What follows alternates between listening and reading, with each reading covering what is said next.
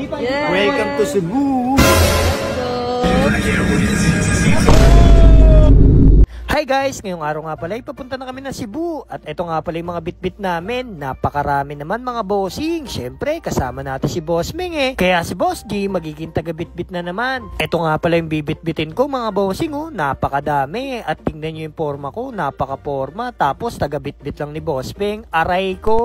Tingnan nyo naman yung ababo mga bossing oh. Tamang forma lang at paganda. Pero ako, taga-buhat. Kaya dito, mapapakamot na lang ako. Kasi nga, ayan yung bossing natin. Wala tayong palag. Umalis nga pala kami ng 4:30 AM mga bossing at inaantay namin yung grab namin at ang call time nga pala namin ay 5:30 kaya tara, samahan nyo na kaming gumala. At eto na nga mga bossing oh, nakasakay na kami ng grab at dadaan nga pala kami sa Skyway para mabilisan na lang. At saktong-sakto yung oras na pagpunta natin sa terminal mga bossing, 5:30 na at saktong-sakto lang at hindi tayo na late. Habang naglalakad kami ni Boss Meng ay nakita na namin yung mga bossing namin. Kitang-kita nyo oh, napakadami na nila dito. Andito na rin pala yung mga idol natin mga bossing oh, na si Kuya Maki at si Ate Tricia at si Anli Padjak at si Igaldo. Saktong-sakto nga pala yung dating natin mga bossing kasi nandito yung mga ka-vibes natin. At kasabay nating dumating si Boss Hammerman. At bigla na rin dumating si Boss Motoronda. At syempre, hindi magpapatalo tong tatlong pa-baby girls. At pumila na rin pala kami mga bossing para makuha namin yung ticket namin lahat. Dito nakapasok nga pala kami sa eroplano mga bossing at ito nga pala si Boss Arch at tingnan nyo naman mga bossing oh, parang sasakupin namin tong eroplano na to. Dito nagtabi-tabi yung laging tama mga bossing oh, kitang-kita nyo naman oh, ang saya nila.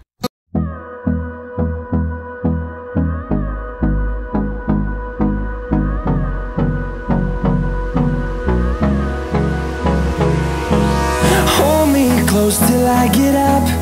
Time is barely on our side. What's left? The storms we chase are leading us, and love is all we'll ever trust. Yeah, no, I don't wanna waste what's left. And on we'll go. Yes. Welcome to Cebu! Let's go. Ito na nga yung sinasabi ko sa inyo mga bossing oh, taga-buhat lang ako ni Boss Meng. Hindi naman talaga yung Boss G. Dito, kumakain na kami mga bossing kasi nga gutom na gutom kami sa biyahe at napakadami talaga namin. Through the wastelands, through the highways, till my shadow turns to sun rays. And on we'll go. Through the wastelands, through the highways, and on.